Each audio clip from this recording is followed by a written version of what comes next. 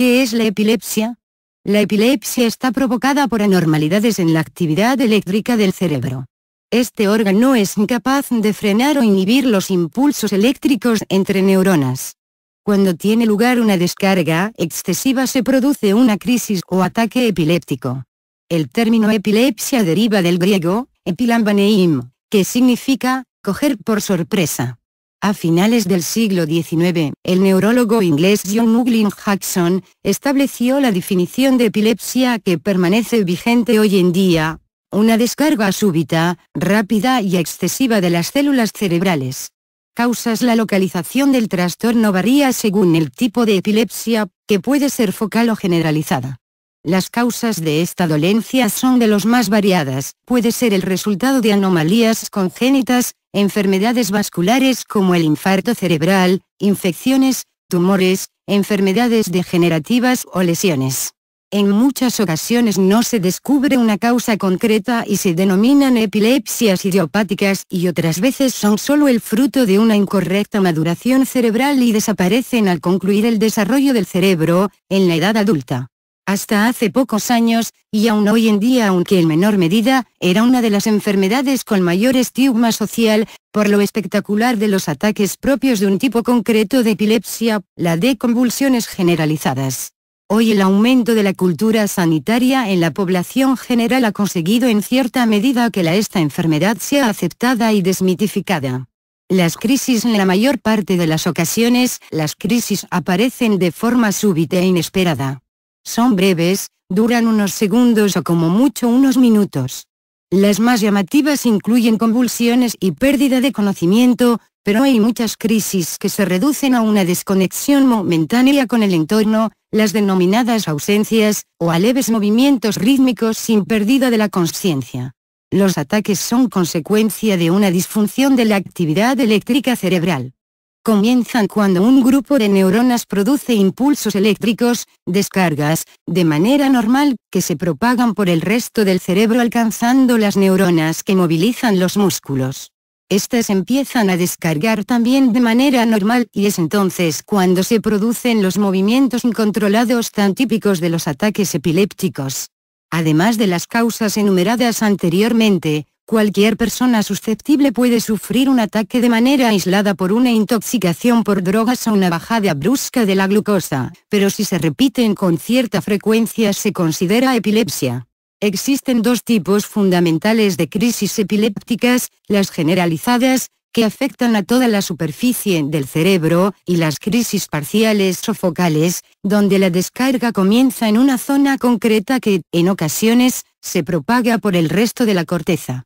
Diagnóstico. Para realizar el diagnóstico, primero el médico interroga al paciente que supuestamente ha podido sufrir una crisis acerca de factores de riesgo como son antecedentes familiares, enfermedades que ha padecido, hábitos tóxicos como consumo de drogas, alcohol u otros medicamentos, historia de sufrimiento fetal o tras el parto, antecedentes de traumatismo sobre la cabeza, etc. Posteriormente se indaga sobre cómo ocurrió el ataque y qué comportamiento presentó la persona durante el ataque, si tuvo convulsiones, si se orinó, si se mordió la lengua.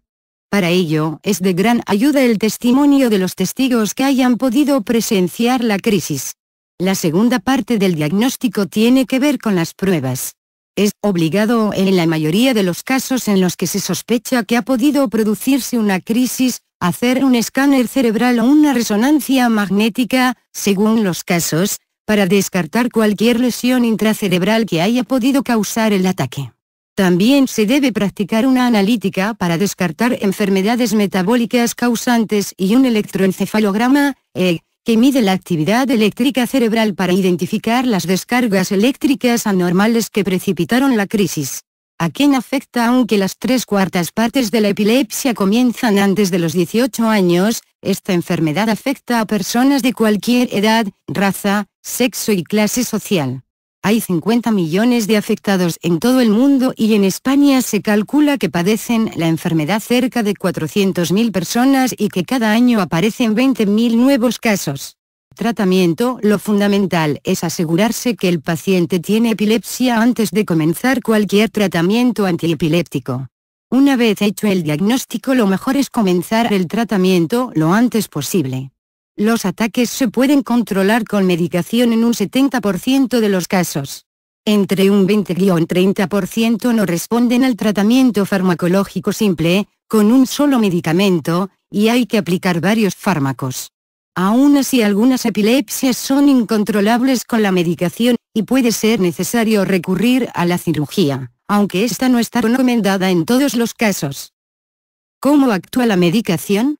Los fármacos utilizados en el tratamiento de la epilepsia tienen por objeto atenuar las descargas eléctricas anormales que se producen en las neuronas.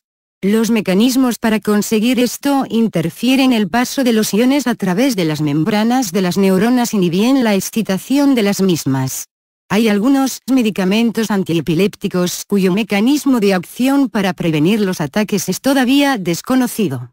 El papel de la cirugía en la epilepsia. La cirugía de la epilepsia es un procedimiento complejo que solo debe realizarse en centros con experiencia y recursos adecuados. El requisito principal para un tratamiento quirúrgico es que la epilepsia sea focal, es decir, que las descargas eléctricas anormales comiencen en un lugar localizado del cerebro. Además, el paciente debe presentar una alteración inequívoca visualizable en la resonancia magnética y esta debe ser la responsable de las descargas anormales. El procedimiento quirúrgico consiste en la extirpación total o parcial de la lesión focal o tejido anormal del cerebro responsable de las crisis. Lógicamente, para ser candidato a la cirugía, la epilepsia tiene que ser incontrolable con medicamentos y, además, que el foco de tejido cerebral a extirpar sea accesible y no esencial para la realización de una función importante, como el habla o la memoria. Estimulación del nervio vago. Otra opción es la implantación de un electrodo para estimular el nervio vago. La estimulación del nervio vago es un procedimiento eficaz para el tratamiento de la epilepsia resistente al tratamiento con fármacos y puede estar indicada en aquellos pacientes con contraindicación a la cirugía convencional antes descrita o que no quieran someterse a un procedimiento quirúrgico en el cerebro. El mecanismo de acción de la estimulación vagal no se conoce aún completamente, pero se cree que como este nervio conecta con muchas zonas del encéfalo entre las que se encuentran el hipocampo, la amígdala, el tálamo y la corteza, que están a menudo implicadas en la epilepsia. Debajo de la piel, a la altura de la clavícula, se implanta un generador de impulsos que es un dispositivo similar al de los marcapasos cardíacos, del que parten unos cables que terminan en unos electrodos que se aplican al nervio vago a nivel del cuello.